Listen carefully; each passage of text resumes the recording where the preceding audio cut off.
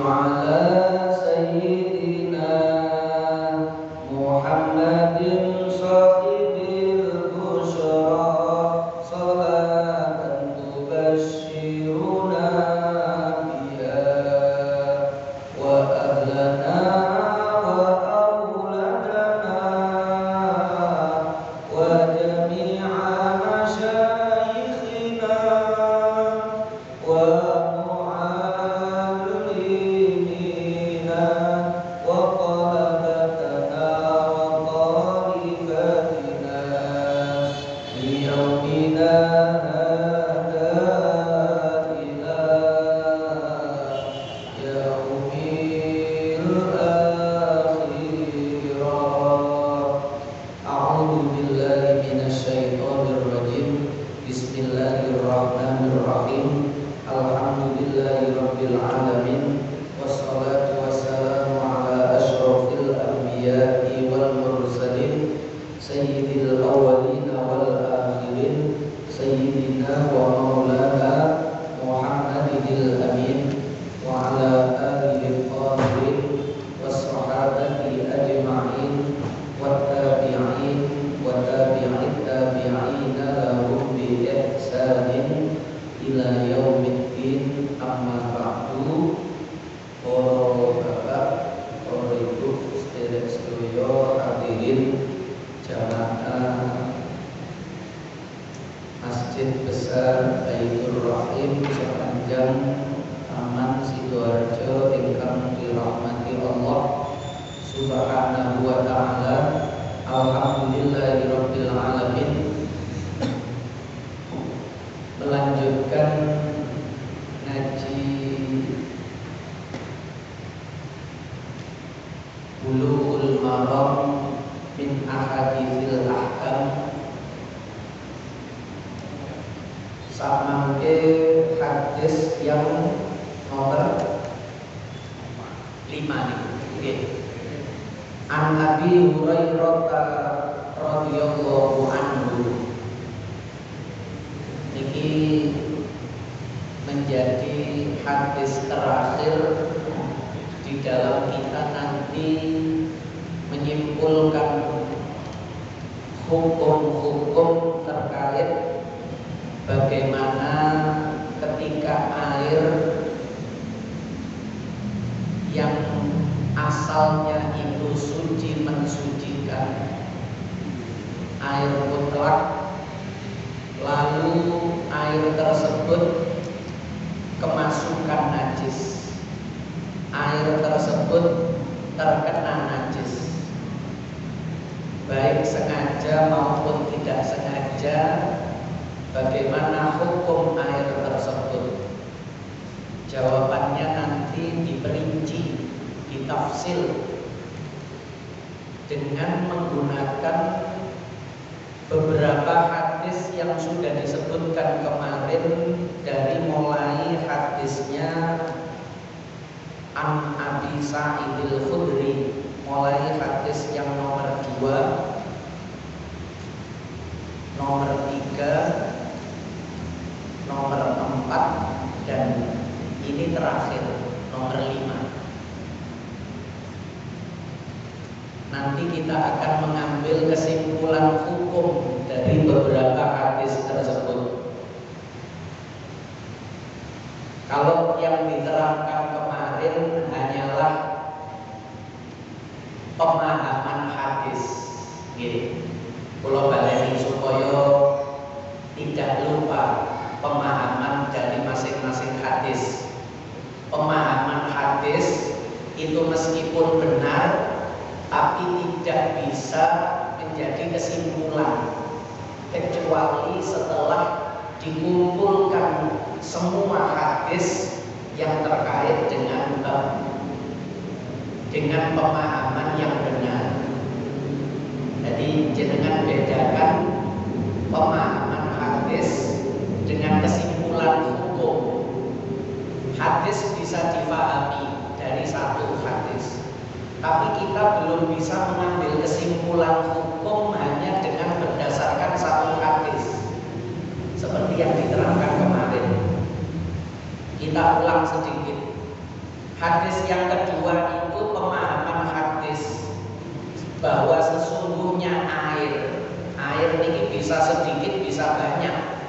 Wong hadis ini cuma berbunyi air, tidak disebutkan sedikit atau banyak, ya kan? Sehingga kalau dengan ini pemahamannya sesungguhnya air itu suci mensucikan, tidak bisa menjadi najis oleh sesuatu apapun. Itu pemahaman. Kalau pemahaman ini kita jadikan kesimpulan, nanti panjenengan ono banyu sak cebok kecipratan najis, terus jenengan gawe hadis niki, delok hadis air itu sesungguhnya tidak bisa berubah menjadi najis oleh sesuatu apapun. Bahaya. Hanya berdasarkan satu hadis. Itu hadisnya muni innal ma'a tahurun. Banyu sak cebok ini kan suci. Kecipratan apa wae la yunajjisuhu syai'un. Kesimpulan seperti itu benar atau salah? Salah, meskipun dari pemahaman hadis yang benar. Jadi jenengan ngaji ini diajak berpikir, ternyata memahami hadis dengan benar itu masih belum cukup. Belum boleh menyimpulkan suatu hukum di dalam syariat Islam. Mulanya bermadhab itu mutlak. Bermadhab itu mutlak. Kembali kepada Al-Quran dan hadis tanpa mengikuti pemahaman para ulama yang sudah khatam Qurannya, yang sudah khatam seluruh hadisnya, akan menimbulkan pemahaman-pemahaman baru yang nyeleneh. Masyarakat itu aneh, terus ngerasa bener dewe. Karena hanya berdasarkan hadis menurut pemahamannya. Pemahaman satu hadis ini ngoten, sesungguhnya air itu tidak bisa menjadi najis oleh sesuatu apapun. Itu tidak disebutkan air sedikit atau air banyak. Akhirnya dipek mutlak, dulu ini banyu kok, yo kabeh banyu. Ngoten akhirnya kesimpulannya gawe karepe dhewe. Mboten melok kesimpulannya para ulama yang sudah khatam hadisnya nih. Ini penting. Oke, sebab uang itu kadang dengan propaganda kembali kepada Al-Quran dan hadis itu ternyata ngejak sesat, ngejak bodoh, ngejak kesasar. Karena hanya dari satu hadis dia sudah menyimpulkan hukum. Padahal itu hadis nih. Mboten enten sing bantah nek itu hadis tidak ada. Tapi itu belum cukup untuk menyimpulkan satu hukum tentang air yang terkena najis. Kita geser ke hadis yang ketiga. Sesungguhnya air ini bertambah, kriterianya bertambah.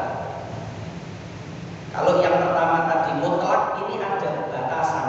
Sesungguhnya air itu tidak berubah menjadi najis oleh sesuatu apapun kecuali kalau berubah bau, rasa, dan warnanya. Nggih kan? Berarti yang tadi gak iso berubah, masih gak iso dadi najis. Banyu sak cebok kecipratan kena najis, wis gak iso dadi najis, layu najis musaiun. Ternyata dengan hadis yang kedua itu kesimpulan yang pertama tadi, pemahaman tadi batal. Ternyata enten tambahannya, bisa berubah menjadi najis kalau air yang terkena najis itu berubah bau, warna, dan rasanya. Berarti nek gak berubah gak najis, nek berubah najis. Pemahamannya begitu. Tapi sekali lagi ini belum menjadi kesimpulan hukum fikih syariat. Karena belum disebutkan airnya itu air sedikit atau air banyak. Oke. Kita bergeser ke hadis yang keempat. Niku mawon enten perbedaan au kali wa, hadis yang ketiga itu ya. Yang redaksi pertama pakai au, yang walil Baihaqi itu pakai wa. Kalau au itu satu saja, berubah satu saja, sudah menjadi mutanajis. Kalau yang pakai wa harus berubah ketiga-tiganya. Kalau berubah satu belum menjadi mutanajis. Kalau berubah tiga-tiganya baru mutanajis. Sudah berbeda lagi. Selisih wa dan selisih au itu sudah berbeda. Delok ngeten iki rumit napa mboten para ulama di dalam menelurkan hukum, istilahnya nek ten fikih niku istimbatul hukmi, menggali hukum dari Al-Qur'an dan hadis niku teko bahasan banyu kena najis mboten mawon rumit. Ditambah lagi hadis yang keempat. Ini nanti baru kita simpulkan setelah hadis yang kelima. Itu pun nanti kesimpulannya bisa berbeda-beda. Madzhab iki ngene, madzhab iku ngono. Hadisnya sama. Mulane nek ana wong lakose wong Qur'ane siji, nabine yo siji, kok akeh orang madzhab Maliki, Hanafi, Syafi'i, Hambali, niku mesti wong gak paham. Niku mesti wong gak paham, mesti disebutkan nanti insyaallah. Kenapa? Karena dia kesusu menggugah fakta perbedaan itu, dia tergesa-gesa menggugat lalu membuang. Wes nek ngono gak usah madzhab Hanafi, gak usah madzhab Maliki, gak usah madzhab Syafi'i, gak usah madzhab Hambali, kembali kepada Al-Qur'an dan hadis saja biar umat Islam itu satu. Niatnya koyok-koyok bener, koyok-koyok anti. Tapi ternyata dia justru memunculkan sekte kelompok baru yang tidak jelas. Sanad keilmuan pemahaman Quran hadisnya tidak jelas. Nek empat madzhab ini harus jelas. Neliti ini harus jelimet Quran hadis Quran khatam nelitine, hadis khatam nelitine dari generasi ke generasi yang mutasil. Sementara ini orang yang baru belajar agama langsung menggugat, seolah-olah dengan perbedaan itu menganggap itu menjadi bencana, malapetaka. Padahal tidak, itu justru rahmat. Perbedaan di dalam Islam itu keniscayaan yang harus kita terima sebagai kekayaan intelektual atau kekayaan warisan khazanah keislaman di dalam dunia Islam secara keseluruhan itu. Berbeda itu bukan berarti bermusuhan. Berbeda itu bukan berarti saling menyalahkan. Berbeda itu tidak bermakna saling membenci. Tapi berbeda itu merupakan pilihan yang istimewa bagi umat Islam yang banyak ini. Iso milih iki, iso melo iku, iso melo iku. Tapi sing iso dipertanggungjawabkan itu empat madzhab ini. Karena generasi awal sampai akhir itu sambung. Dan yang membawa itu ulama-ulama yang kompeten, punya kapabilitas, punya keahlian, nek cara Quran ahlan dzikri kabeh. Sementara yang menggugat seperti itu tidak jelas, keilmuannya bagaimana, gurunya siapa, tidak jelas. Hadis yang keempat yang Abdullah bin Umar itu baru dia ada kriteria kullan aini. Idza kana al-ma'u kullan aini lam yahmilil khabath. Kalau air itu sudah mencapai 2 kolah, kemarin sempat disebutkan panjang lebar tinggi 60 cm, 60 cm, 60 cm, atau kalau pakai volume liter niku 200 liter katakanlah. Pulau bulatno niki 60 niku pulau bulatno, asale nek temene at-tahdhib niku 58 cm. Asale nek nang at-tahdhib niku 190 liter. Tapi pulau bulatno 200 kali 60 cek gampang. Diluwi titik kan luwe meyakinkan. Ngiling-ngilingnya dia gampang, swidak panjang lebar tinggi 60 cm, volt liter ya, nek digawe literan 200 liter, 8 jurigen sing selawe liter itu 8 jurigen. Itu baru 2 bola. Kalau air itu sudah mencapai kadar seperti itu, lam yahmilil khabas, tidak bisa menyimpan, tidak bisa dipengaruhi oleh najis. Ailam yang jus niki nggih durung jelas. Nggih. Loh, sak kolam renang niku kan wis lebih dari 2 kolam. Iku air melok pemahaman hadis yang keempat kemarin. Kalau air sudah mencapai 2 kolam, contohnya sak kolam renang. Loh, kolam renang gor utawa kan modam 5 niku. Niku wis lebih dari 2 kolam, turah-turah niku. Apakah pasti tidak bisa menjadi najis kalau kecemplungan najis? Nek melok hadis yang keempat ini, lam yahmilil khobas, lam yanjus, tidak akan bisa najis. Padahal kenyataannya bagaimana? Masih bisa najis. Nek arek sak sekolahan jegur bareng, pipis bareng. Ya, sak kelas saya tak usah sak sekolahan, sak kelas arek 30. Kumpul duduk 1 kolam. Mari nonton, ayo bareng 1, 2, 3. Sur pipis bareng, berubah bau warnanya. Loh, ini kan sudah lebih dari 2 kolam. Lam yahmilil khobas. Apakah begitu?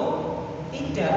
Kenyataannya meskipun lebih dari 2 kolam, kalau sudah terkena najis dan berubah bau warna rasanya, sebanyak apapun air di dalam kolam itu, kalau berubah warnanya jadi kuning, baunya jadi pesing, fakta hukum di dalam fikih niku mengatakan mutanajis. Loh, kan berlawanan dengan hadis ini. Kita ikut hadis, ikut Rasulullah atau ikut ulama?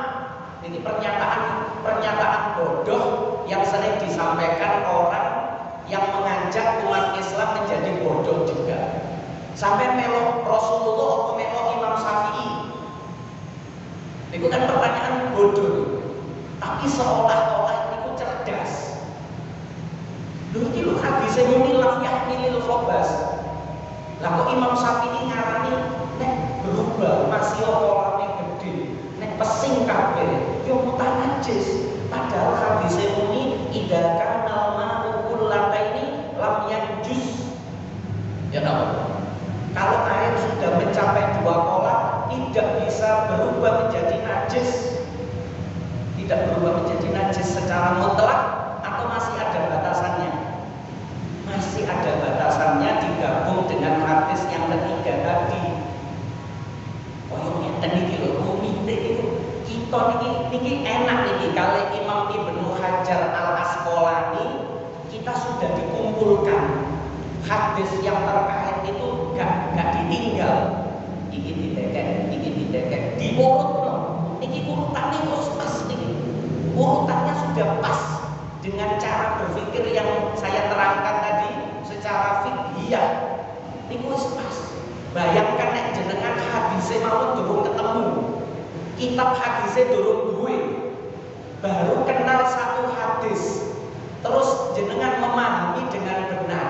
Seperti pemahaman hadis yang kedua tadi, atau pemahaman hadis yang ketiga, atau pemahaman hadis yang keempat. Tapi jenengan belum nemu hadis yang kelima, gak ngerti. Ternyata ada hadis lain, ternyata masih terkait, ternyata masih ada hubungan. Terus jenengan sudah menyimpulkan, iku ngene hukume, iku salah, iku bener, iku batal, iku sah, iku najis, iku suci. Berdasarkan hadis. Hadis kedua niku hadis sabda Nabi. Hadis ketiga niku hadis sabdanya Rasulullah. Hadis keempat niku hadis sabdanya Kanjeng Nabi Muhammad. Ya Allah. Tapi ternyata kesimpulannya itu menunggu hadis kelima. Dan itu pun kesimpulannya berbeda lagi para ulama. Makanya orang waktu kalau cerita bagaimana sisi masing-masing. Jadi ngaji ini aslinya ngaji tingkat tinggi ini. Sebab aslinya jenengan kudu paham fikih rumiyin. Jenengan paham fikih madzhab Syafi'i. Mulane jenengan nek saged minggu, Mbak, niki mumpung kitabnya sama. Maksudnya saya awal-awal minggu ba'da maghrib setiap minggu tenggone langgare YPM niku lho, Yai Majid. Nah, niku ngaji fikih niku. Gang 6 atau gang 5 niku tengah-tengah niku ya. Ngajenge Yai Majid rumiyin langgar sawu. samangke jenenge at-taqwa langgare Yai Majid. Niku ngaji fikih Taqriratus Sadidah tasih bahas bab air. Niku jenengan kudu melok ten mriku sehingga jenengan kesimpulan fikihnya itu sudah punya, lalu jenengan baru ditunjukkan. Oh masya Allah, ulama itu gawe kesimpulan ngono itu ternyata hadisnya ruwet, jelimet koyok nang Bulughul Maram ngeten. Wong sing gak tau ngaji fikih terus ujug-ujug ngaji Bulughul Maram, yakin kesimpulannya keliru. Yakin wis kali insyaallah. Sebab dia baru baca hadis yang kedua saja sudah menyimpulkan. Ketemu hadis kedua bingung mana jadi. Kok ada ono ilah iki. Ketemu hadis keempat, loh, nek romolah gak najis. Sing pertama yang kedua, innal ma'a tahurun lam yanjus lam yunajjis syai'un. Aduh, benar. Oh, di sini benar ini. Ternyata kesimpulannya baru di hadis yang kelima. Itu pun nanti ulama ya berbeda-beda lagi. Madzhab iki memahami ngene, madzhab iku memahami ngono. Sehingga wong sing paham hadis, Quran, fikih empat madzhab niku dia tidak akan pernah menyimpulkan satu madzhab itu salah, lalu madzhab yang lain itu paling benar, atau malah semuanya dihukumi salah. Sing bener melok Allah lan Rasul. Niku sekte anyar yang mengajak kita bodoh dan mengajak kita tersesat dengan atas nama Al-Qur'an dan hadis.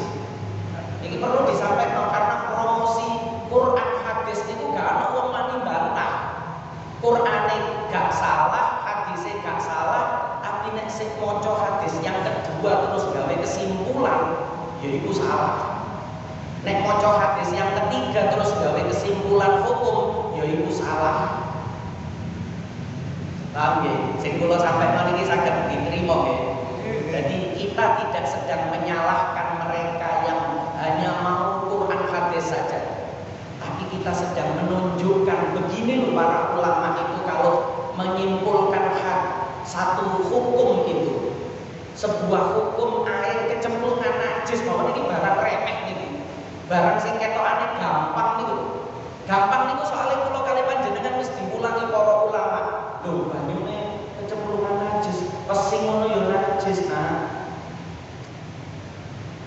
Lho niki nek titik Bu, nek titik itu masih keciprat. Nek kecipratan masih berubah gak berubah langsung najis. Lho tetep bening ya Bu, tetep seger baune ya Bu. Gak berubah pesing, gak berubah kuning. Yo banyune iku mek titik nak dadi najis. Kita niku kek cilik wis diulangi wong tuwa, wis diulangi guru, wis diulangi kanca dari pergaulan itu kita wis duwe kesimpulan, tapi kita gak ngerti jelimete kesimpulan itu dari hadis yang seperti apa. Lalu tiba-tiba ada orang membuang kesimpulan itu, gak usah melok kesimpulan para ulama. Ulama itu manusia biasa, tidak maksum, isok salah, melok Kanjeng Nabi ae, melok Rasulullah ae. Itu hadisnya nomor loro, air itu sesungguhnya suci, mensucikan, tidak bisa menjadi najis. Yang ini sing bener sinten itu yang terjadi di masyarakat kita yang menggunakan Quran hadis tanpa ngaji fikih itu seperti itu, Pak. Masuk yang kelima. Wa an Abi Hurairah radhiyallahu anhu. Yang ketiga kan jenengan wis balik kesimpulan yang dua Selasa yang lalu niku wis kumpul, baru kula lebokno hadis yang kelima niki jenengan iso mahamine boten tolak-oleh. Qala Rasulullah sallallahu alaihi wasallam, la yaghtasilu ahadukum fil ma'id daimi wa huwa junub. Iki tambahan. Banyu nek mili kalau banyu nek meneng itu ternyata ya ono hukum sing beda. Layak tasilu ojo. Satu sisi enten sing maknani ojo. Nek dimaknani layak tasil jenengan harokate niku soalnya disukun. Layak tasil. Enten sing layak tasilu. Layak tasil nopo layak tasilu. Layak tasilu. Nah, itu layak tasilu. Ngeten iki lho. Hadis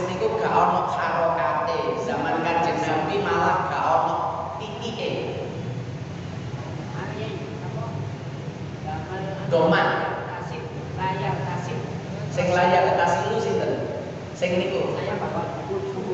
Niku napa nek niku? Layak tasil. Kalau yang satunya? Tuh layak tasil. Ten mriki gak diharokati, Pak. Lame mboten diharokati. Kenapa? Karena memang bisa ada kemungkinan dua. Dan itu kesimpulan hukumnya bisa berbeda. Apa gak kuat jenengan? Berarti kudu paham nahwu, berarti kudu paham sorof. Lain iki lan apa? Iki lana, iki apa lanafi? Iki ayo sapa sing gembar-gembor kembali kepada Al-Qur'an dan hadis kongkon ngaji mriki. Cek ngeluh. Nggih. Akhire sing gampang niku napa? Melok para ulama niku enak. Mulane Kanjeng Nabi gampang. Al ulama warasatul anbiya fas'alu ahla dzikri in kuntum la ta'lamun. Ulama itu pewaris Nabi. Melok ulama itu padha karo melok Nabi. Takono nangone ulama nek sampean gak ngerti. Ahla dzikri niku ulama. Boten ngenten hadise kan Qur'ane boten muni ngenten. Nek sampean gak ngerti bukaan Qur'an. Nek sampean gak ngerti bukaan hadis. Tambah paham napa tambah ngeluh? Tambah bener napa tambah tersesat? Bukan Qur'annya yang salah, bukan hadisnya yang salah. Kebodohan kita itu loh yang menyebabkan kita salah dan tersesat itu. Tidak ada yang keliru dengan kembali kepada Al-Quran dan hadis, tidak ada yang keliru. Yang keliru itu kita yang bodoh, kesusu memahami toko Quran, kesusu memahami toko hadis, gak gawe ilmu. Persoalan harokatnya tenawan yang ditakoni, sing bener layak tasil atau layak tasilu. Umat guys. Perkara sukun apa doma, wis gak iso jawab pun. Lah niku koyo ngenten iki. Tapi belajar niki penting supaya jenengan niku tidak terpropaganda dengan ajakan kembali kepada Al-Quran dan hadis dengan cara membuang para ulama. Ya, dikira para ulama itu gak cekelan Quran ta? Dikira para ulama itu gak cekelan hadis ta? Kok gak usah ulama? Iki lho Qur'ane waca dhewe, fahamono dhewe, simpulno dhewe hadise. Lah niki kaya ngenten iki Pak, kenyataane mumet. Niki padahal wis ditoko niki. Hadise wis disebutno. Wis gak ditinggal. Napa malih goleki dhewe. Ya, kitabe durung duwe, hadise durung ketemu. Kesimpulannya salah, harokate keliru. Mari wonten kowar-kowar ini berdasarkan sunnah Rasulullah. Ini berdasarkan sabdanya baginda Nabi Muhammad sallallahu alaihi wasallam. Nah, ini mulane nek cara kula jenengan nek digawe keren wajib ngaji fikih sing paham sik sadurunge ngaji Bulughul Maram. Wajib sebab nanti jenengan akan bisa mengikuti alur yang disajikan di dalam Bulughul Maram ini. Sebab jenengan wis ono isine kari melok ritme air itu yo nopo, ritme air itu bagaimana? Jenengan wis paham. Oh iki wadahe cilik, oh iki wadahe dhuwur, iki wadahe ombo. Fekene jenengan pun semerap. Sehingga didudukno hadis iki, hadis niku terus kula jelasno rangkaian-rangkaian makna yang terkait, yang terhubung, lalu kesimpulan para ulama itu bagaimana? Pun melok hadis yang kelima niki kesimpulannya ngenten. Layak tas, katakanlah melok layak tasil. Ojo adus, ojo. Berarti niki dilarang. Nek adus niku ya nopo? Nek Kanjeng Nabi ngelarang terus jenengan nekat adus. Dampak hukumnya dua. Yang pertama iso nerjang larangan Kanjeng Nabi. Iku ana hukum dhewe. Nerjang larangan. Wong Kanjeng Nabi ngelarang jenengan nekat. Iku nek gawe fi'il nahi. Gawe lain lanahi. Tapi nek lain ini cuma nafi. Layak tasilu Kanjeng Nabi cuma ikhbar. Bukan melarang tapi memberi kabar. Tidak boleh mandi. Bedo, jangan mandi kalau tidak mandi niku atau tidak tidak boleh mandi itu beda. Kadarnya sudah berbeda.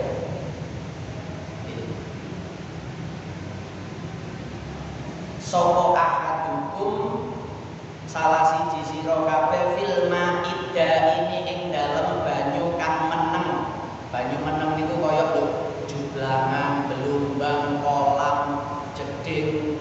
Kata jenengan jebur jeding, jegur. Utawa kolam air, jegur. Niki durung jelas niki.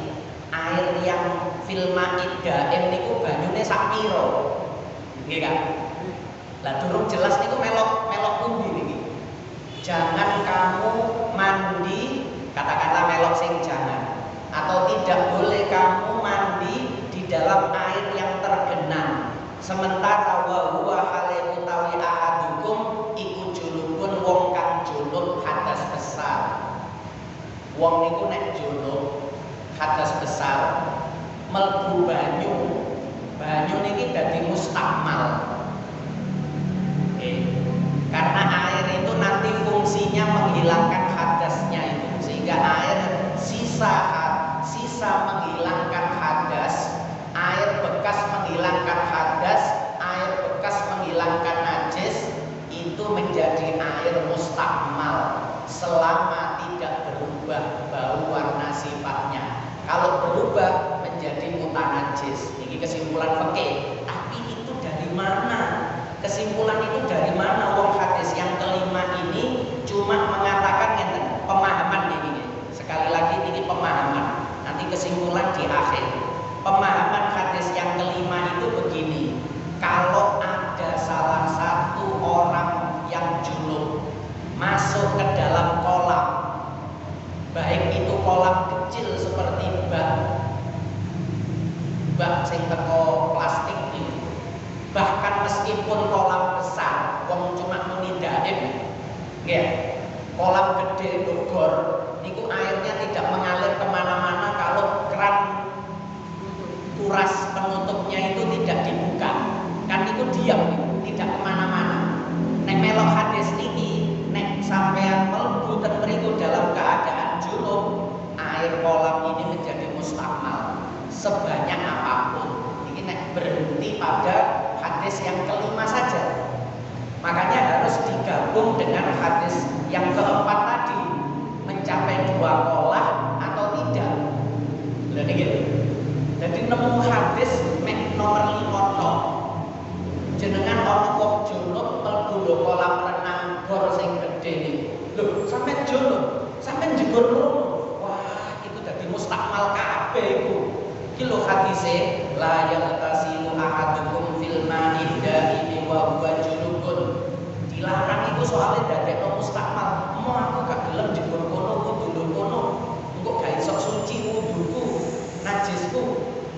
Akhirnya begitu kalau hanya dengan hadis yang nomor 5 saja, tanpa mengikutkan hadis yang nomor 4, tanpa mengikutkan hadis yang nomor 3. Hadis nomor 4 mengatakan kalau lebih dari 2 kolah tidak masalah.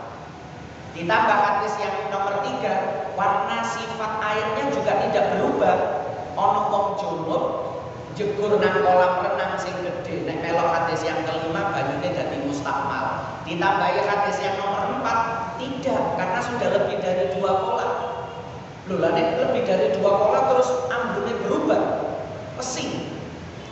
Nggih, najis dijeburno, wong junub dijeburno terus baune berubah walaupun sudah lebih dari 2 kolah. Nek melok hadis yang ketiga, ya berubah juga menjadi mutanajis kalau sebab najis.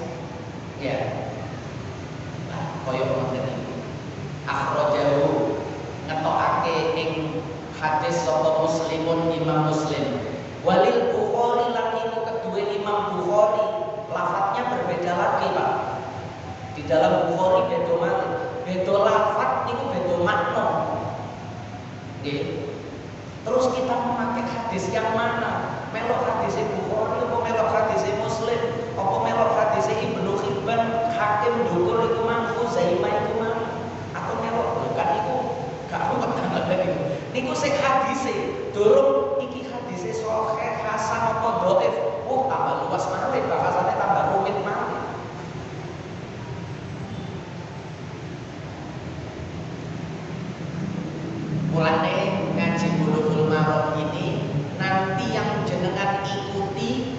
jenengan jadikan pegangan pedoman niku kesimpulan akhir yang saya sebutkan nanti.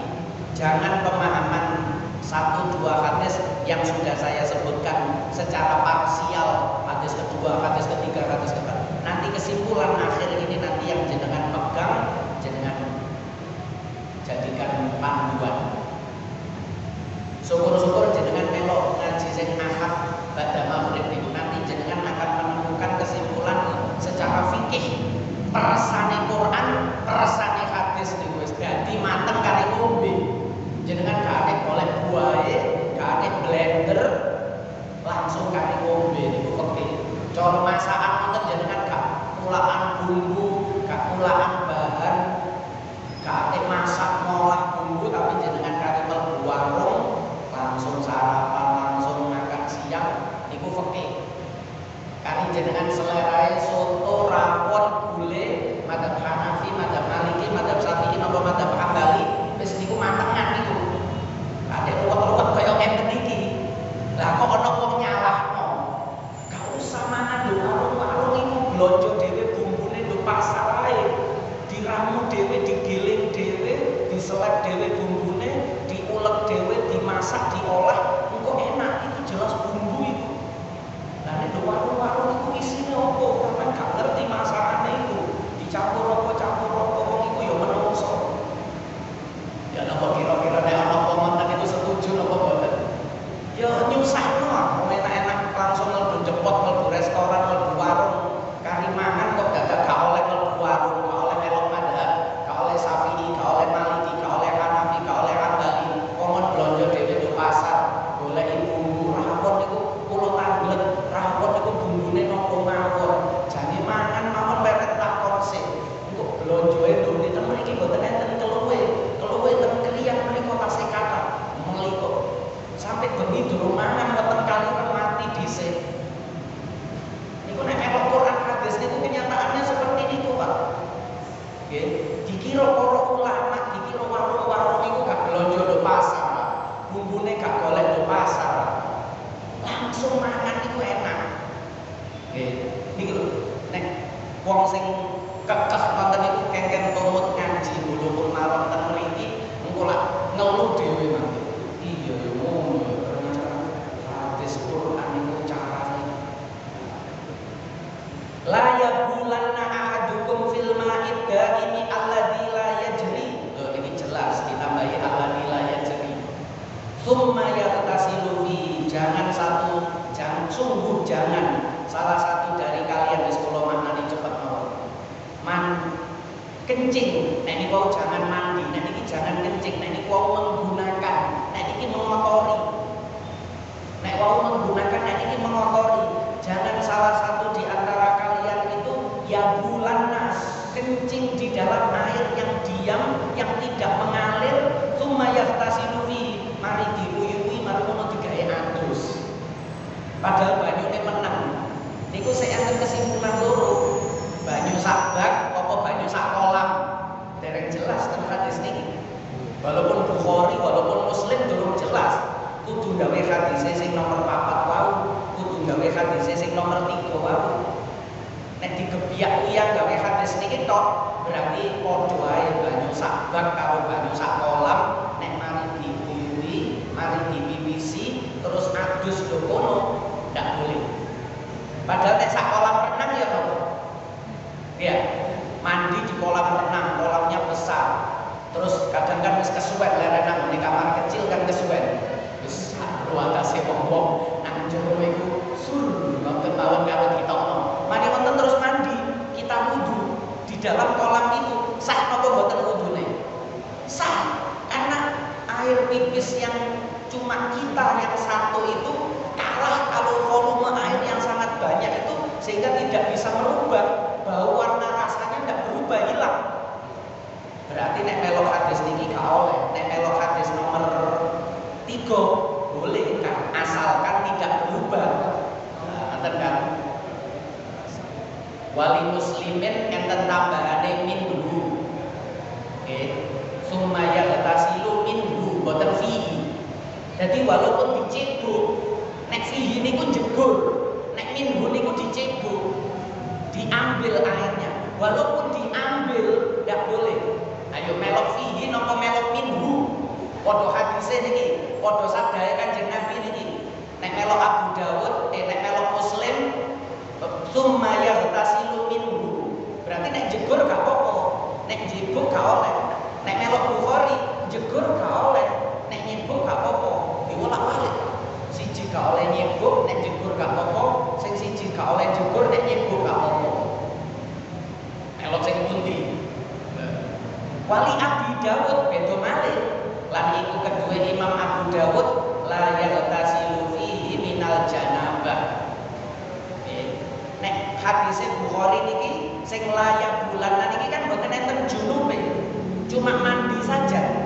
Jangan kamu kencing, sungguh kalian jangan kencing di air yang diam yang tidak mengalir lalu kalian mandi. Mandi niki mandi nopo? Mandi biasa atau mandi junub? Nek melok hadis niki yo mandi opo ae. Ternyata nek melok hadis Abu Dawud minal janabah, mandi junub. Ternyata tidak bisa. Meskipun cekelan Bukhari ini lho gak iso. Meskipun cekelan hadis Muslim ini lho gak bisa. Mengambil kesimpulan itu belum bisa. Baru setelah dirangkum semua hadis. Siapa yang sanggup merangkum seperti ini dengan pemahaman yang pas seperti ini?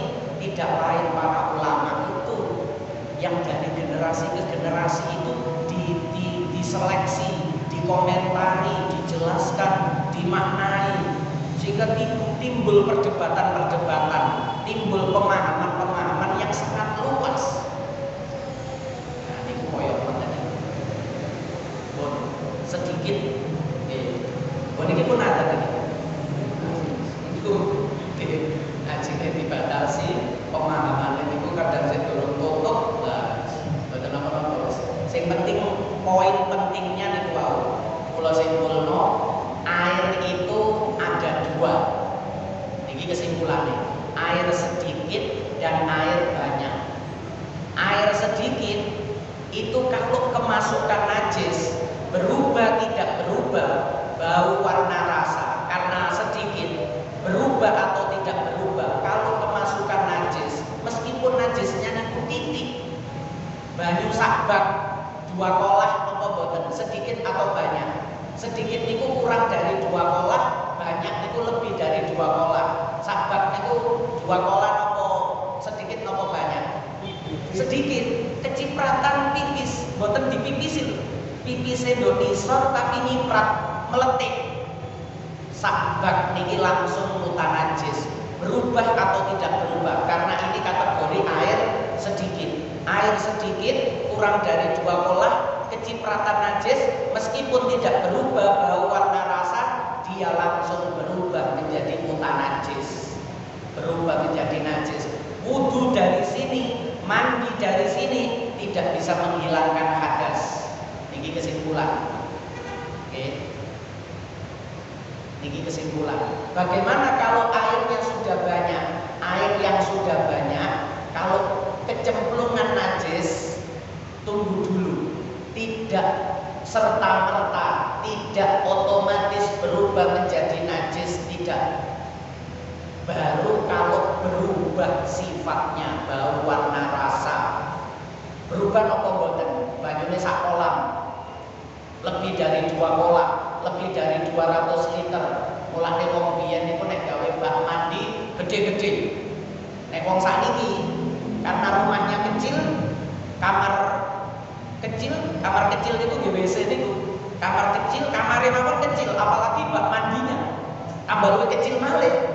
Toilet do terminal niku jenengan deloki. Niku kurang dari 2 kolah. Kecipratan ya napa solusine? Carane kerane dibuka supaya air niki mengalir. Melok hadis wau sing kelima tadi. Kalau airnya itu mengalir, kecipratan tidak masalah. Airnya mengalir. Niku solusi kalau airnya kurang dari 2 kolah kecipratan. Wah iki aku mamang iki kecipratan apa enggak iki nek delok wadahe ndek kemungkinan kecipratan.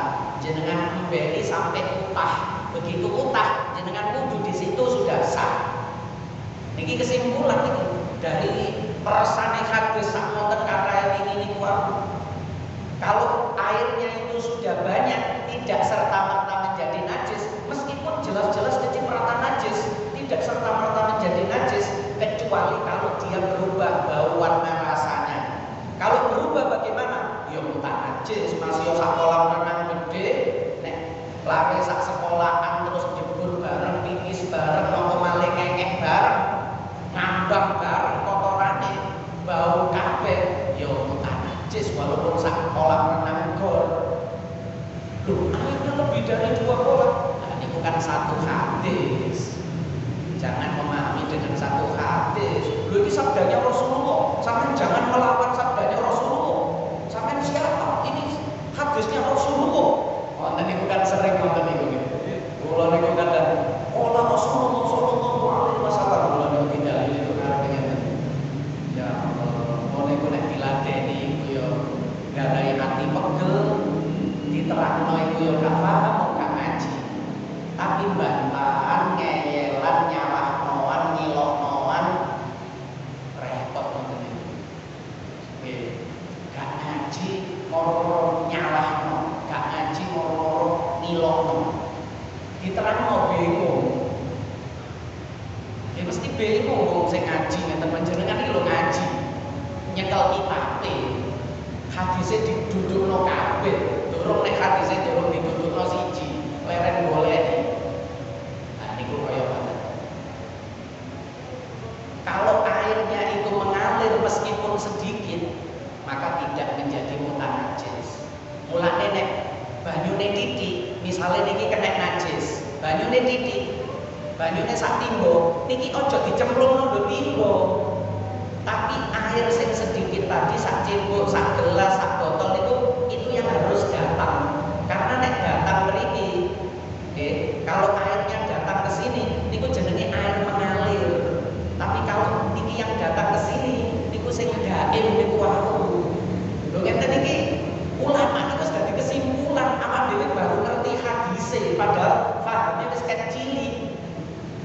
Niku lho jasanya para ulama niku kakean dalil, soalnya nek didalili ya tetep bingung. Mana dalilnya? Mana dalilnya? Ayo kene ngaji kene nek kepengin lo dalil cek bingung bareng kene. Dikira para ulama itu gak cekelan dalil kaya nopo. Ya. Wonten carane kalau airnya sedikit, air yang harus datang ke tempat najis, jangan najisnya yang masuk ke air. Niku wonten. Dan masih beberapa kesimpulan tidak sempat kula sampeno bahasan air niku sing madzhab Syafi'i tok niku sing kula sampeno niku madzhab Syafi'i. Nek dijelasno kabeh sampai kisah entek sampai subuh gitu karuan tuntas gitu ya. Bahas banyu ketetesan najis mau. Jadi saran kula jenengan ngaji fikih sing ahad tenggone langgar 6 YPM Yai Majid langgar at-taqwa niku supaya nanti bisa tahu di gabungno kali ulumul maram. Lumayan kita udah ditambah pinter, ngerti fikih, ngerti hadise. Terus jenengan iso gabungno kaya sing kula terangno niku wae. Wis gampang pinter jenengan dipahami betul-betul paham, mboten jarine mboten nyimpulno sing mriki. Al-Fatihah.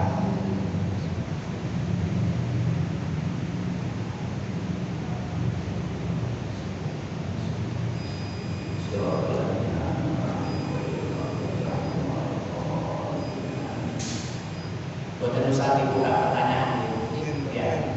Niki kula nyuwun donga nanti ya nopo 2 Selasa lagi libur mawon. Ya, nopo digantosi Ustaz Sami. Bapak Hikam iki. Cara kula libur mawon. Nggih, libur mawon. Sing kula gantekno niku rata-rata sing fikih sing gampang utawa sing hadis utawa sing tasawuf. Soale nek fikih jelimet ngeten iki nek kula dhewe kok tanggung jawab. Ya, niku perentune niku berarti tanggal pinten? Ketemu malih niku 2 Selasa lagi niku tanggal pinten? Samangke tanggal 13. 2 Selasa lagi niku tanggal 27. Niku libur. Terus 2 Selasa lagi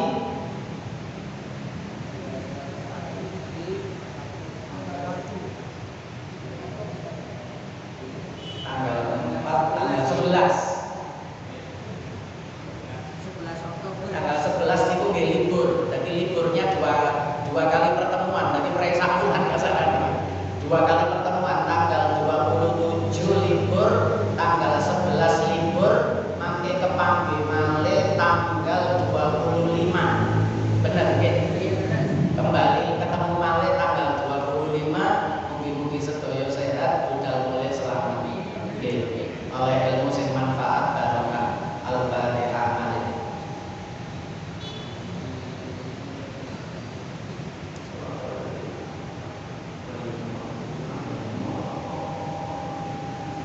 Maulaya shalli wa sallim daiman abada ala habibika khairil khalqi kullihim huwal habibul ladzi turja syafa'atuhu li kulli hawlin minal ahwali muqtahimin ya rabbi bil mustafa balligh maqasidana waghfir lana ma madha ya wasi'al karami ya arhamar